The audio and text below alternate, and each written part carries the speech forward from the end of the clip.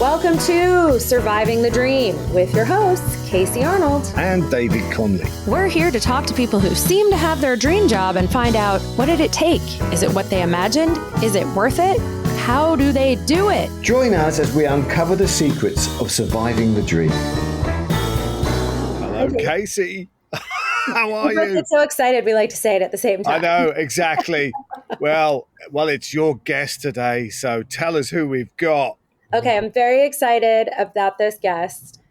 She is a good friend of mine, so you might have to ask some of the questions the people need to know instead of me filling in the gaps. But she is an impressive and helpful human. She's a personal stylist, a motivational speaker, and an author. Let's welcome, I don't know why I'm waiting for applause, Laurie Brucker Amerikaner. Yay! I'll clap for me too. Thank Laurie, you. I'm applauding. Like it's on stage. I can't help myself. People at home are applauding. I can feel it. Hello, yes. Laurie. Lovely to meet you. You're a personal stylist. Does that mean you go shopping all the time? Yes and no. I do love to shop. I mean, that's like my happy place. But a lot of my work has really been with people inside their homes, inside their closets, helping people really understand how to just get dressed to feel like themselves again. Because it's so easy to get lost in the muck of life. And as we age and we change and we evolve, and then our closets are still the same. And you open up your closet doors and you're like, what am I doing here? So I help people rediscover who they are through getting dressed again and learning what works best for who they are now. Oh, we should have turned up naked. We should have turned up naked for this, shouldn't we? And just said, all right, what? I mean, how do we improve this? I used to joke that I had a superpower, though, that like upon meeting someone, they will always get naked for me upon that first meeting. Wow. And it's true because I do make people feel comfortable. And when I go to someone's home, I'm like, we got to get undressed. So let's get to it. I've definitely gotten undressed in front of you many times. Yes. So wait, what was the original dream? How did you come to this place of knowing that was a thing people needed and knowing that was a thing you could do? Because a lot of people love to shop. Not everybody knows how to turn it into a career. Well, what I have today is like an amalgamation of a lot of different dreams that became this like ultimate dream, but I couldn't have told you that along the way. If you spoke to me when I was in high school, I was going to be a famous actress. I was going to be in musical theater. I went to Indiana University and I went to college for theater, only to discover like I'm a really good like singing, dancing, acting, like the whole triple threat vibe. But acting, which I wasn't actually doing musical theater, I was in the acting program at Indiana. I am not a good actress. I am like a Jennifer Aniston, a Meg Ryan. It's the same character. They are their characters, and they play that character in every role. I would be like, I'm selling me. I love you. You've chosen two very successful actors. I'm not a great actress. I'm more like one of the most successful actors in the world on the planet. Two of America's biggest sweethearts. Totally sold myself so short. But I think because it seemed to me in my mind, it was like they had this like their character was who they are ultimately. And I felt like that didn't work when I was trying to read Shakespeare, not to mention my now I realize I have ADHD, but I could not read Shakespeare for the life of me. I did not understand it. And I failed all my classes. And in my freshman year, I'm like, oh my God, I had like a revenge story against my theater teacher to prove her wrong, that I was meant to be a star. So I'm going to go to college for theater and I'm going to be famous. And then I realized this was not a good fit for me. And so I remember being in the career center being like, what the am I going to do? And I saw like fashion merchandising and I'm like, I like fashion. And I just kind of was like, I'll do that. And I just moved into that. And the very first class I ever took was ritual adornments. And it was all about like indigenous cultures and how they utilized accessorizing color and fashion to express their status in society, who they were, their place within their tribes. And I loved that. And that all of a sudden sparked this like individualism, seeking style, seeking the self journey for myself. And I graduated and moved to New York City, became a fashion designer, because I'm like, okay, well, I'm going to be, everything had to be around being famous. I'm a famous fashion designer. Everyone's going to know my name. And I hit the streets of New York City, and I hustled for like 7 years and became very successful. I was a senior designer when I left, but I also realized halfway through that wasn't my dream. But I love fashion, but I really love people, and I love helping people. And so somewhere like towards the end of my stay in New York, I'm like, you know what, maybe I should there's something else here. I can't be sitting behind a desk. I've got people to entertain. I've got to get out there into the world. And I ended up finding image consulting as a degree that I could get at FIT. And so I went back to school. I got a degree image consulting. Image consulting. That could be confused with photocopying, couldn't it, or something? It could be image consulting. It really is like the science of dress. And I loved that part. And I already had so much history in the fashion world because of who I was, the observantness that I have, which now I'm realizing is maybe like I'm on the spectrum. So I'm like, oh, that's why I read people so differently than everyone else. And I took all of that. I graduated with an image consulting degree with like the science of dress, why it works on you, how to make it work on you, how to help people feel good in their clothes. And then I just like quit everything. I was like a senior designer, 6 figures, successful in New York City, miserable. She's giving her a quote. Like, hold on, we've got to go back. You've got to explain this great story. You've got a great phrase here, which I have never heard before. The science of dress. So many things. The courses you took that were available. I had no idea these things existed, but knowing you and knowing like your POV, your mission, whatever was style, like it was like, oh my God, it was right there from the beginning because of these classes you took. But please explain to the listeners, what is the science of dress? Well, there is a actual like science behind what works on you based on your skin color, your hair color, the combination of your skin color, your hair color, your face shape, the angles in your face, like if your eyebrows are angular or your lips are really pointy or they're really soft and round, or if you have almond eyes or a pointed nose or a rounded nose, rounded, chin line, a edgy chin line, the frame of your body, whether it's medium build or thicker build or slim build, all those things directly relate to what type of clothing and colors will look most harmonious on you. So like certain colors will look amazing on you or not great on you. And people actually do like color readings where you can find out like what your season is. And I've been trained in all that, but I usually just like, you trust your gut. When you put something on, you're like, that looks good. And you don't know why. You're right.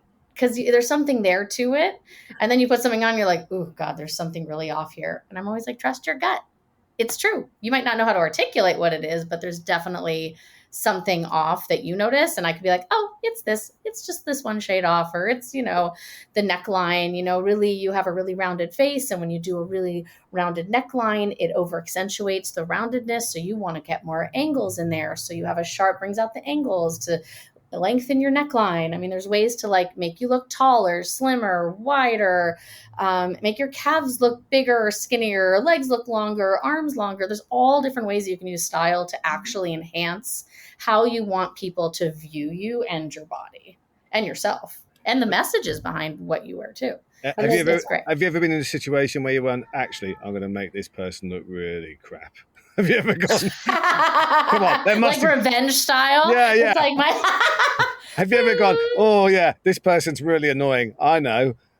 They're a bit angular, so let's. I don't know what you do. Let's accentuate that. A boyfriend you don't want to be able to cheat on you. You're like, I know how to make you unappealing to everyone. No, but it does really work well for men, because usually, like a man, you cannot change their personality, but you can change their wardrobe. So usually, like you find a really good man and he doesn't really dress so well, you can really help enhance how you view him, like in his wardrobe, and how he also views himself in his wardrobe through the types of things you put on him. It. Men are just objectified, aren't they? Always. Always. You guys, I can't call anytime. Yeah.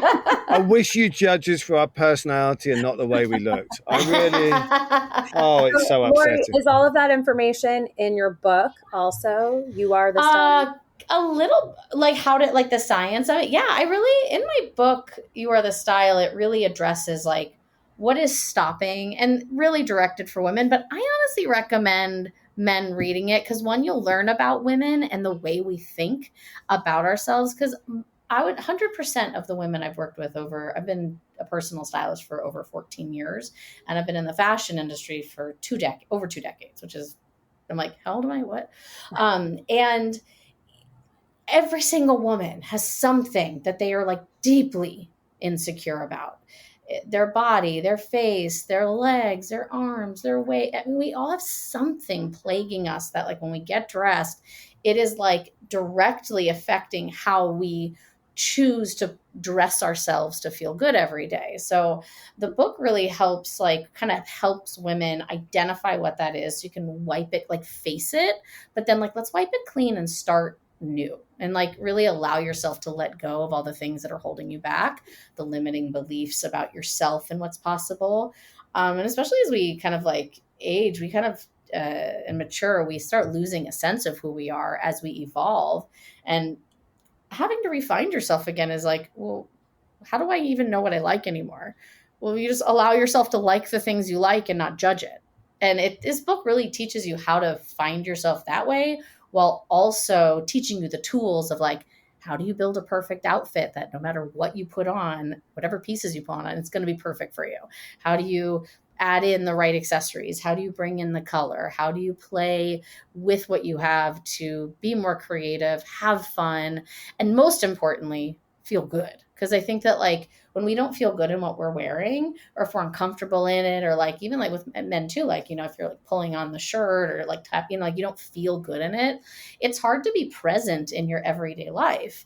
And when we're going to work or meeting people, and I have styled so many like actors looking to get their headshots done and how to represent themselves in that. Like, when you're not comfortable, it shows. So like, you really have to like find what makes you comfortable, and then also know how to push your boundaries and mix it all together to create your look that feels authentically you. And then when you feel that good, everything radiates powerfully around you. It's like the law of attraction comes like flooding right in. But no, you really just like, it's really about self-ownership and being okay with who you are, and then dressing that, whatever that looks like. I know you've given me like good advice around that over the years. You have like two things that you've told me that kind of always stick with me that I do feel like work for either men or women.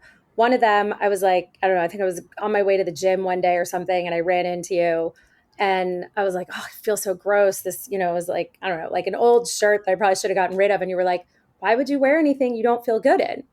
And I heard you say that, and I was like, why would I? And why do I need another person to tell me that? Well, it's so simple. Yeah, but one of my favorites, but it's true. And like, one of the closets I cleaned out, I had this amazing woman. I was such a powerful turnaround that we had. But when we were cleaning things out, she had this like hanger of 4 dresses, you know, the ones with like the clips going down. And there's 4 very like draped, worn, pilly dresses, all like in a pattern. And I like held this, I'm like, what are these for? Because we're like cleaning out our closet. She's like, those are my ugly dresses. I'm like, okay, why do you have ugly dresses? And she's like, well, I wear them when I feel ugly. Oh.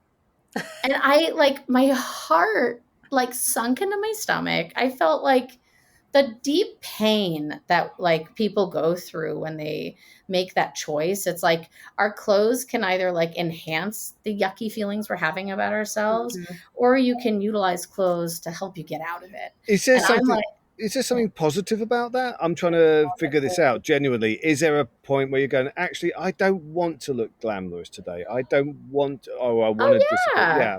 Okay. You can be absolutely like, I'm like, you are allowed to dress however ultimately you want. But I think when it comes to if you're feeling negative about yourself, I wouldn't want you to put on something that enhances that negative feeling, because it just amplifies that within everything that you do, and you take that out the door with you. But I do feel like if you're having like a really crabby day and you're like, I just want to wear sweats today, I'm like, great, throw on a necklace, you know, like, just like give it, or like, you know, wear a cool pair of shoes with it, or like just add something to it that reminds you a little bit of like who you are. So you don't have to like let go of everything. But ultimately, if you feel yucky and then what you put on also makes you feel yucky, that's, I think, like a double whammy of like negative energy that you can carry with you into anything that you do. But like you could be in a like, and it's funny because a lot of women will say, I mean, I went to the supermarket and I was just wearing sweatpants. I didn't feel like wearing anything good today.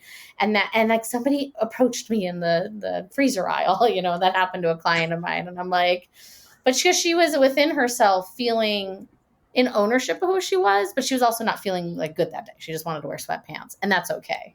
I think we should be allowed to wear whatever the fuck we want to wear ultimately. Yeah. I just don't like when for people it enhances like a negative spiral or a feeling of shame, because then we're kind of like allowing ourselves to be victimized by ourselves when we can actually use style and getting dressed as a tool to like even just like one step climb out of it.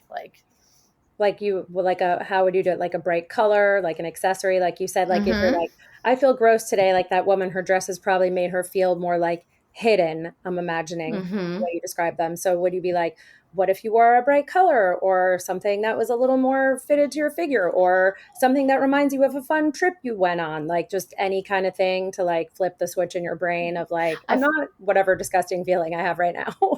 Well, I've taught you well, Casey. I would say all those things probably. And, you know, and it's different for men too. You know, men have their own, men don't think as deeply about it. And I think that's like, there's a whole nother avenue of how style and strategy can be utilized for men to feel more confident for themselves than women. Women are more emotionally attached to it. So like if the item doesn't fit right or feel good, then we're like, there's something wrong with me and my body. And we start doing this like inner self-talk, whereas men don't really think like that typically. So for them, it's not necessarily like, oh, I'm having a bad day, so wear something that makes you feel good. But for men, it's more about finding a fit of wardrobe and a style of wardrobe that helps you feel like you, whether it's, you know, more streamlined of a look. A lot of times more fitted clothing on men can look more put together, stronger, more presentable versus baggier clothing.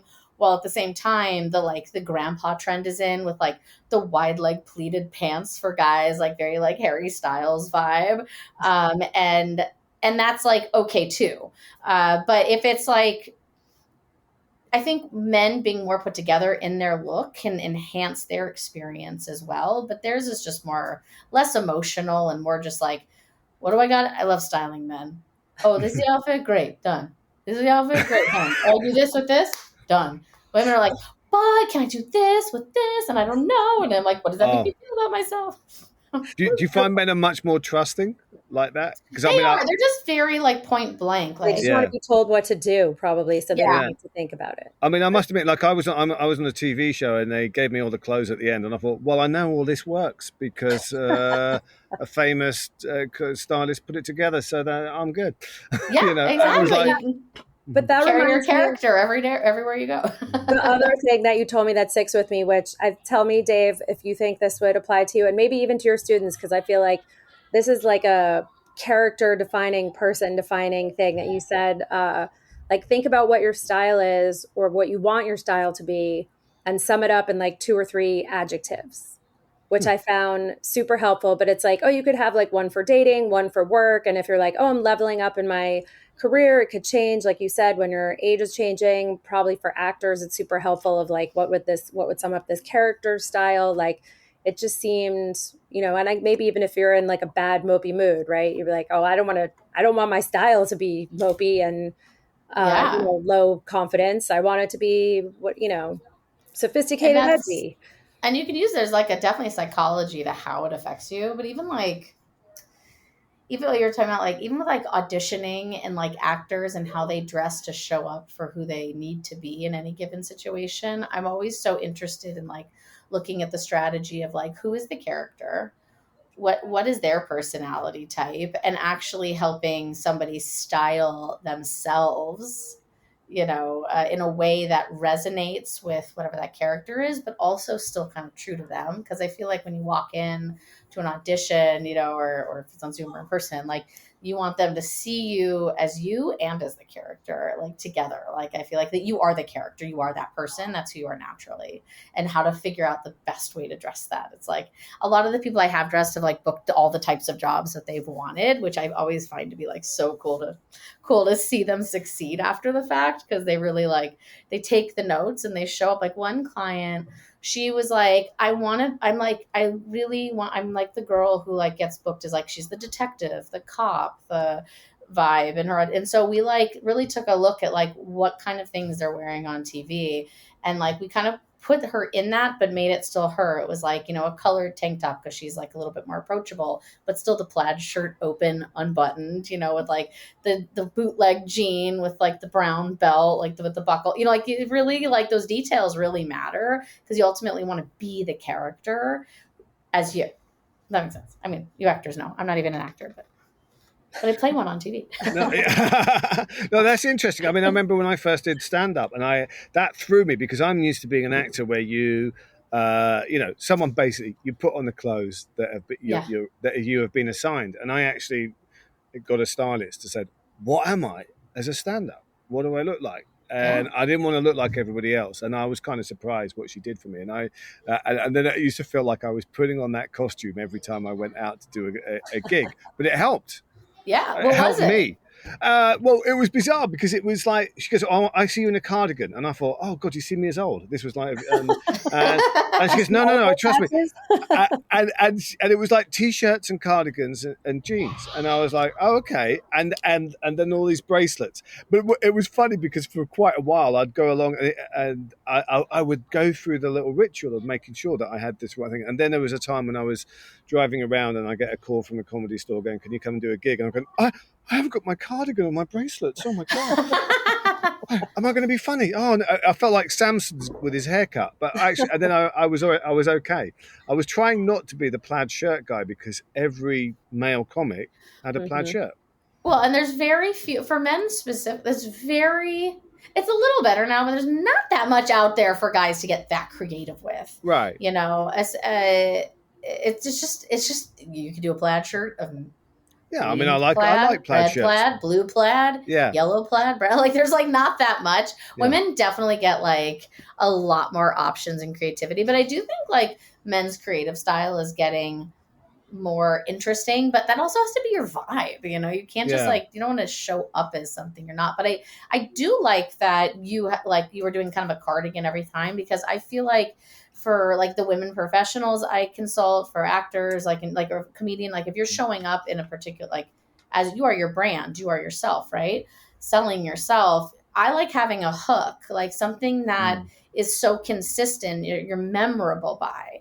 Like, oh, he always has his look with this cardigan. So they know they kind of know what to expect, but then also there's kind of like an anticipation of like, what kind of card he's going to have in the next time, and it kind of adds like excitement to your look. So like, it could be like, Casey, I love your glasses, Casey, by the way.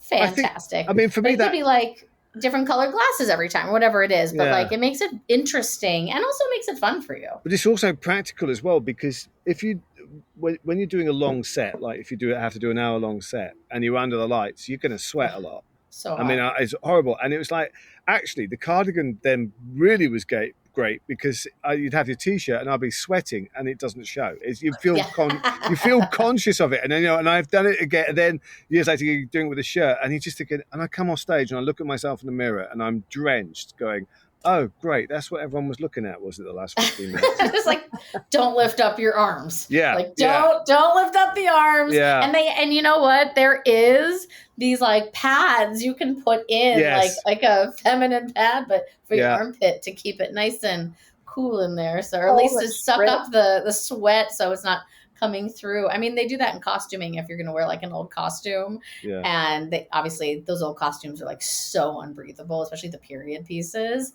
So usually they'll like line them with that so that, the actors don't sweat all over them. Well, people are, and I mean, people are totally judging you for the way you look. So it sounds like the more intentional you can be about that, be like, okay, judge me as this is how I want to be seen, the better off you are. Well, that's, I think, the most important part. Like, I think style, the way we get dressed, should always have a strategy, because you should know your audience and what you want. You can utilize getting dressed to like actually get whatever exact message you want other people to know about you across. So you can play a character like in life and also in acting and in theater.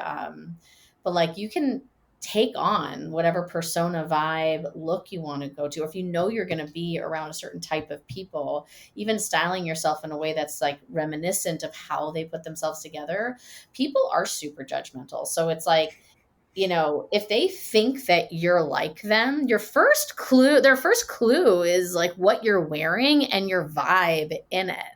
So like, if you can really master that, you can really walk into any situation utilizing that technique to actually kind of like infiltrate crowds that you're interested in, like connecting with. If it's that you want to look like you have a lot more money than you do, like I know that a lot of people that are in the acting world, it's like it's a big struggle. I mean, everyone's freaking struggling right now, but like we don't want to look like we are. So there's like literal style techniques that you can do to make yourself appear richer, not necessarily richer in the sense that like fuller in how like you present yourself, and also like maybe wealthier if you want people to feel like you're not like, you know, having ramen every night, you know.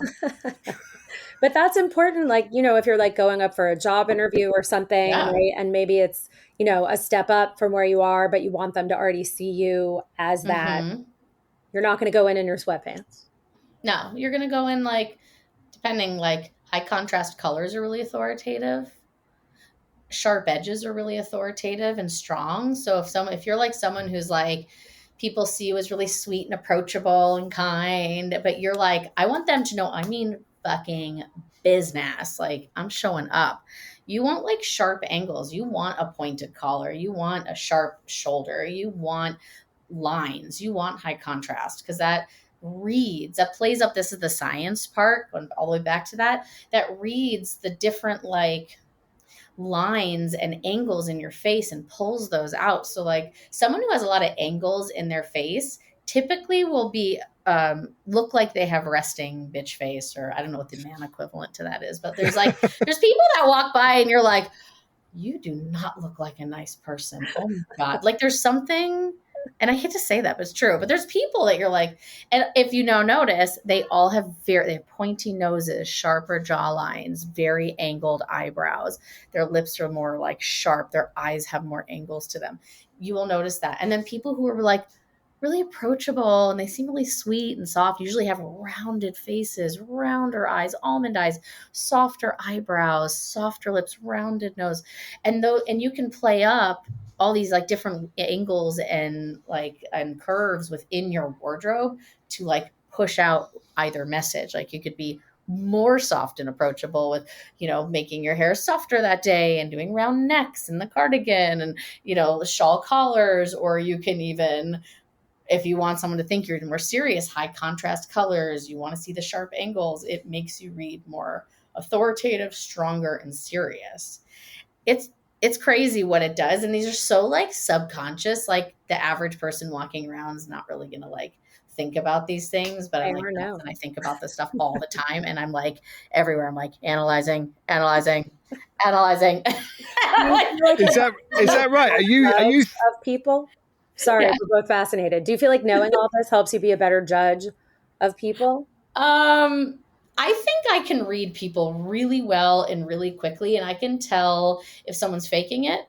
I can tell if somebody is insecure but trying not to be. I can tell when people have deep, and this also could be because I'm empathic, but like I can tell when someone has some deep inner stuff that they're working with while still showing up as who they are. And a lot of times when people have like deep trauma or deep insecurities, they wear it in their clothes. It's so easy to see. And it's partially the clothes and partially the body language of it. But did you watch the Sherlock with Benedict Cumberbatch? No. No? Oh my God, such a good show. Tell us about it. Well, oh my God.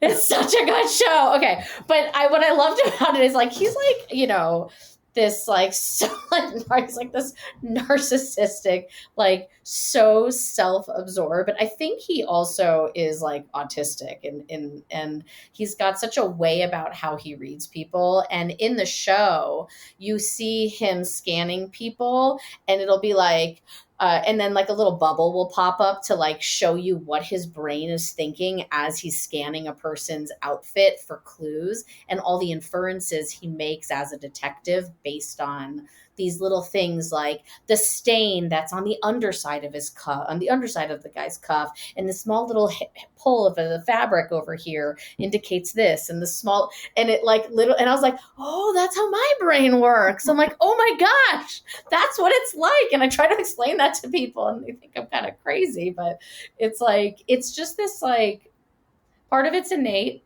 Part of it is I'm hyper observant. I'm hyper observant. Not everyone has it. I will notice every little tear, button undone, stain, wrong tuck. I will notice all of that stuff. Scuffs on the bottom of shoes. That's always my best indicator. This is like the best tip. Mind your shoes. Scuffs on the back of your shoes or around your shoes, I feel like can be a dead giveaway of whether somebody is, you know, like trying really hard to show up in a way that they're not. Or they're like, or they just don't give a shit, which also there's people out there that just don't give a shit. But like, especially women's shoes, when you see like the backs of the heels, like the fabric ripped off, or like, you know, that they got their heels stuck on one drunk night and then they're hobbling home in it. That's wow. You get all that from a heel. Wow. Yes. Oh my gosh. Yes. All the shoes in your closet, Dave, and see how you're really presenting to the world. No, this to me is fascinating. I mean, you're really my basic nightmare because you're what I'm hoping. What I'm hoping is not out there. It's going, oh God, I'm being judged. I'm actually looking at the coffee stain on my T-shirt right now. Oh no. But I was given this by a stylist, so that was good. I promise you, though, I will say this. I always say, like, I don't judge. I'm just analyzing because I'm fascinated by people. That's one thing. And like the average person judges for sure. And I think it's important just to mind the details because of that. And since I've had kids, I have entirely changed my like okayness with a lot of the messiness that happens in our wardrobe. Because before I'd be like, no, perfect. And now I'm like, oh, I got a stain on my shirt because, I don't know, someone threw a freaking waffle with syrup at me this morning and I have time to change. Cool. All right. That's just who I am today. And accepting that and having that confidence of self-ownership, I think is a bigger part of what it's like, you wearing the clothes, not the clothes wearing you.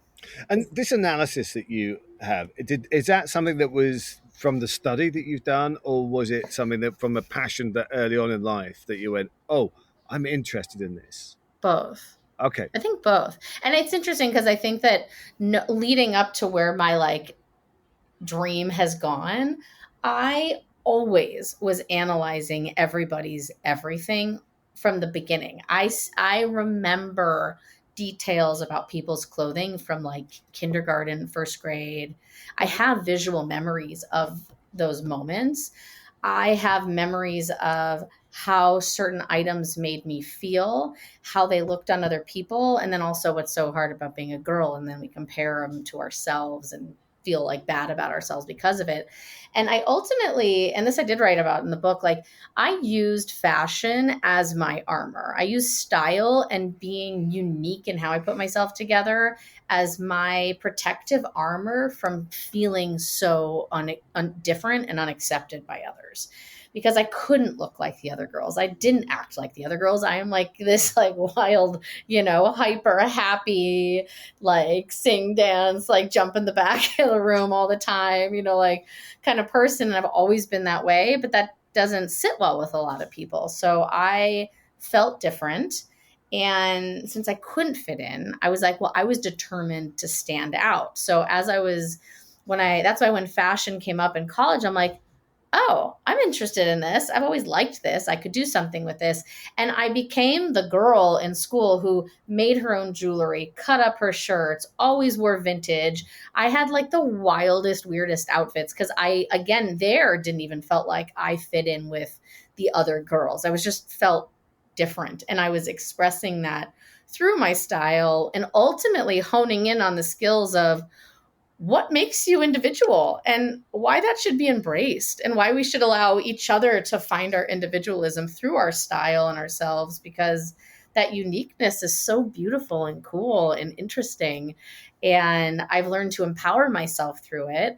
And then as I moved into New York City and really tried to like show up in a higher level than I always ever was in, to move to the next position, to get noticed at work, because what you wore really mattered in the fashion industry. So, and I didn't have the kind of money I would have liked to have to wear all the designer clothes. So I really had to hone my style skill to present myself in the high-end designer vibe without actually spending money on that. So that I brought in vintage, I accessorized, I made sure my shoes were always immaculate. Like I really thought about those things. And then and then I went into image consulting, I'm like, I had this innateness about how I did this for my whole life, really.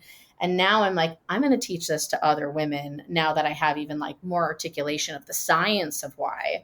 And that then became my career, and bringing it back full circle to creating the dream. I wrote ultimately, and I still do, I always just wanted to be like a famous actress. I always wanted to be on screen or on TV or on the stage. And my career as a personal stylist led to me becoming a spokeswoman. And I was on TV talking about style and getting people dressed on TV in different outfits. And I worked with a mall, and I always did their TV segments. And then I took to the stage and I became a speaker. And now I get to entertain on stage, with full jazz hands. But I'm talking about style and how to empower yourself to feel good every day. And I also got to do the TV thing. Wow. So that kind of hit me. That's about 2 years ago is when that really capped for me. And then things went. So what is the dream now? It sounds like all the different dreams came together into one big dream explosion. They did. But it's interesting. So about 2 years ago, I published my book, which is I did it. TV, stage. I'm a top stylist. I have so many accolades, and I feel a little bit I joke now. I feel I'm the Zoolander of my industry. I'm very much I was an OG of image consulting before it became personal styling, became this career that so many people were doing. I was one of the first doing it more on the everyday person level. I wasn't doing celebrities or, or housewives of X city, I was just real people.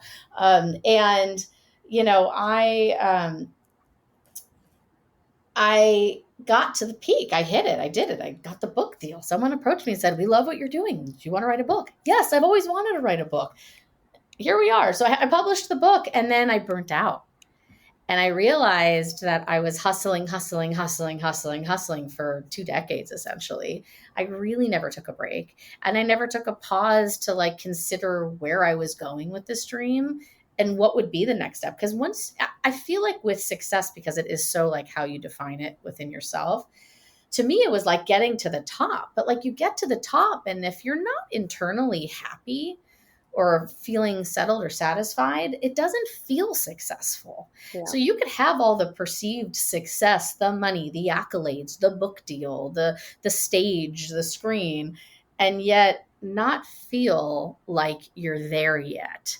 And I hit that point and I crashed. And that was about 2 years ago, almost 3 years ago.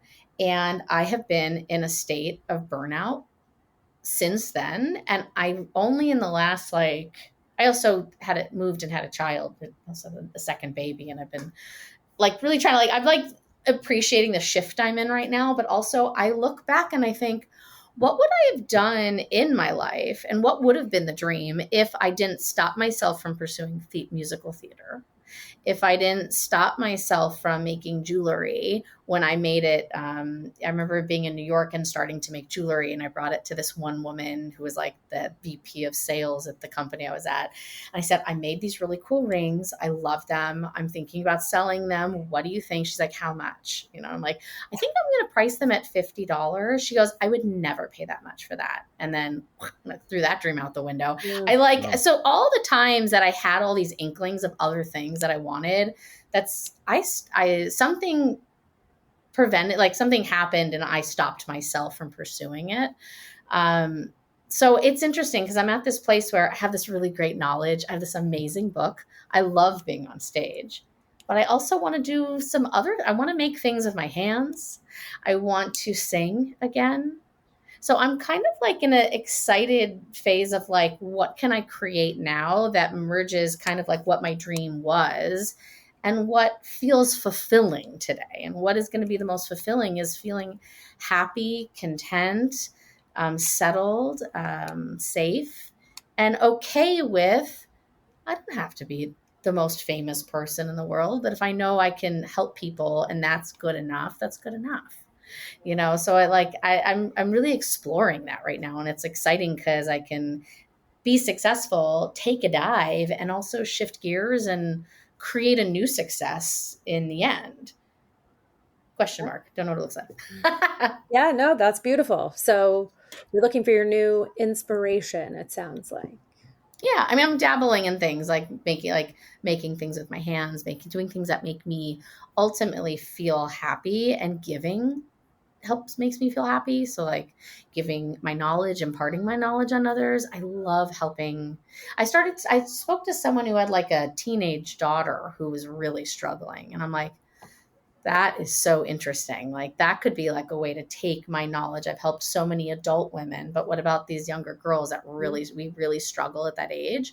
Can I impart them a few decades of the pain we all went through? Yeah. I'm like, can I prevent you from going through what we went through? I don't know. So it's exciting because I get to like continue the story, and also I could rewrite it. And I think ultimately in our lives, whatever success it is that we're striving for, it should be okay to shift it. It should be okay to say, I want to shift gears. It should be okay to say, I just want to drop it all and do something else. And I felt a lot of shame leaving like my design world to start my own business. And I felt a lot of shame taking a break once I finally published my book and had this dream career in life. Taking a break. I felt a lot of shame around that. And it really, allowing myself just to be okay with the ride of the ups and the downs that comes with life and careers and surviving our dreams, is like, I'm just going to keep riding this wave. And, with each crest, I'm going to find something new and exciting. And, there's a big blue ocean to explore now that feels, the success to me in the end is going to feel like I allowed myself to have fun and chase all the things that I stopped myself from doing this whole time. Love that. Oh, wow. Well, before we go to regular questions, which we're coming careering to the end of this podcast, I've got one question. I want to, you give us an example of someone who you think wears clothes well, is well styled, male and female. Oh, good question. Celebrity? Anybody? I guess it must anybody, be a celebrity. Yeah. Someone who might know. That's a good question. It's funny because I don't watch Celebrity Style so much because a lot of that is very manufactured. Oh gosh, you're gonna stump me because I'm not gonna think of anyone fast enough. Stump and then I feel like so much pressure with all the voices talking through my head. That is a fantastic question.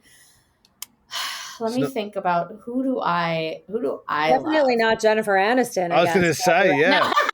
But I use her as a good example for a lot of women who just want to feel casual and comfortable, because she always looks really put together, but it doesn't require much for her to look good. Yeah.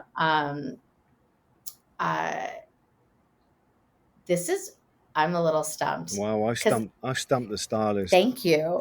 You stumped the stylist. Well, because I could say a million things. I mean, I could tell you someone wildly, like I loved this is wild. Like, I love the expression of how Harry Styles styled himself, because he's kind of like breaking a lot of norms for what is okay for like men to wear. Mm-hmm. And I like that. But I think that like, that's not everyone's cup of tea. Right.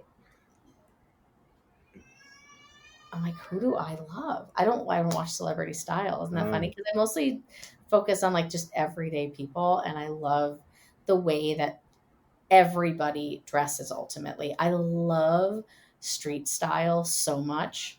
So I couldn't tell you an exact person for that, but I love street style so much. There is a guy on TikTok that I follow who has such great style. And I love, he does how to get dressed videos for men.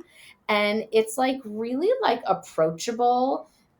And now I'll have to, you can use in the show notes. I'll find what his name is, because I'm not even sure if I follow him, but I catch his content and I'm like, that's a great men's look. Like, that's fantastic. He teaches men how to play with color, how to style different types of suits, how to get used to doing like a soft knit polo collared shirt with like a trouser versus like, the classic like t-shirt material polo, and it like dresses it up, and he shows you how to do it with the loafers and not in sneakers. And I think that mixing and matching always is so fascinating to me. I'll get them for your show notes. So all right. Okay. We'll have that. This person, we'll put it in the show notes. Who this person is. We'll put these in the show notes. And it's not me. I know that, but we'll find out who this is. All right. Well, I really like your striped shirt. So I can see it's subtle. Well, it plays with your light contrast, light skin to lighter hair. So it's actually harmonious for you. So you're rocking that style science. We've got to thank Mary Schley for that, who was the designer on Cooper's Amazing. Bar. She did a great job. All right, let's move to questions. So, first question. If you won the lottery, what would you do? How much money? Like, it's a lot. So much. A lot of it. Yeah, it's I would big. all the bajillions lottery. Yeah. I would, if you asked me if I was a child, I lived in Santa Monica growing up, and on my lottery question was, I was going to give a fourth to my parents, a fourth to me, a fourth to my brother, and a fourth to the homeless. So that was my childhood, because the homeless were still there, and unfortunately all the way back then. And I know it's an issue there now. Which is devastating. So I would probably split up the money. I would like retire as many people as I could in my family. I would put money away. And I would also then start probably some type of philanthropic organization. And I would take my money to travel the world. So there's my fourths. I would retire family, start something philanthropic, whether it's climate support or like how to stop. And this is so hard, having been in the fashion industry as long as I have, how to stop the fashion industry from like killing our planet. It's the second most destructive industry to our planet in the whole world. So it's like very devastating to have been a part of that machine for so many years. I would travel the world and go see all the places I hadn't seen yet. And and then I would put some money away for the kids. That's what I would do with all that money. All right. I have to ask what I always ask. What's your favorite snack, but I'm making it special for you? What's your favorite snack, and does it have to look a certain way to be more appetizing? I do like things aesthetically pleasing. Okay, lately my favorite snack is this like apple. So apples cut up in a round, make with a little bowl in the middle. Make it really pretty. Well, there's two answers to this. This is my favorite snack right now. It is yogurt, peanut butter, honey, and cinnamon mixed together like a dip, and then you dip the apples in it, and it is like so good. But my other favorite snack is if there is salami, I will eat it. So salami is my love language. Right. That is, if there's salami, I will eat it. That would be a snack. If I was hungry, I'd be like, terrible for you, but I love it. All right. What is your favorite animal and why?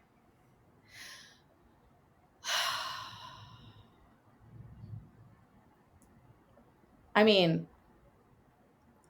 I love a unicorn. I'm clinging on to my childhood I'm clinging onto my childhood so desperately. And ultimately, it had to have been real at some point in time. Maybe not in today's, day, but maybe they're out there. I love that for you. Thank you. I just found all of my mom just was like, keeps sending me stuff from her house. She's like, I don't want it here. She sent me like an old jewelry box of mine from the 80s and 90s. It's got my like 5 unicorn necklaces in there. Fuck yes, it does. Okay, Laurie, if we really knew you, what would we know about you? If you really knew me, what would you know about me? That I have a really hard time getting dressed. And I really struggle in my own closet. And I am just like everybody else. So I might impart a lot of knowledge, but those who can't teach. So here we are. Oh, I love that. That's a brilliant way to end the podcast. We started the whole thing at the end. We're going, this woman knows everything, judges you, but God, don't ask her what she's going to wear tomorrow. There's no idea. As I say, not as I do. Literally the bane of my husband's existence. He's like, how is it that you can't figure this out? I'm like ripping out my whole closet. I'm like, because you don't understand. I know too much. So I'm not just like, oh, this works. I'm like, oh, this works, but there's going to be this weather. So I want to make sure I have this. And, but what's the flooring like? Because then I can't wear this shoe. I should wear this shoe, but I want to wear heels. But I don't like those heels because they hurt my feet. So I like literally spin myself into a tizzy. You need to check your brain at your closet. Yeah. Yes. I love that. What's the flooring like? Xanax at the door.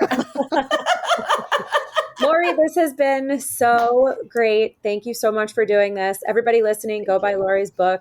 I can speak from personal experience. She's got great fucking advice, and she helped me game up my style. And Dave, maybe she can help you too. Well, I'm going to go and get some new shoes. Thank you, Laurie. I don't want to be judged on the way home tonight. No. I've learned a lot today. So thank you so much for joining us. Thank you for having me and for stumping me. Bye, everybody. Quick shout out to Mike Nicholas for being our tech savior, and Carmen Sclafani, also known as Wiser Time. Thanks for our music. And thank you all for listening.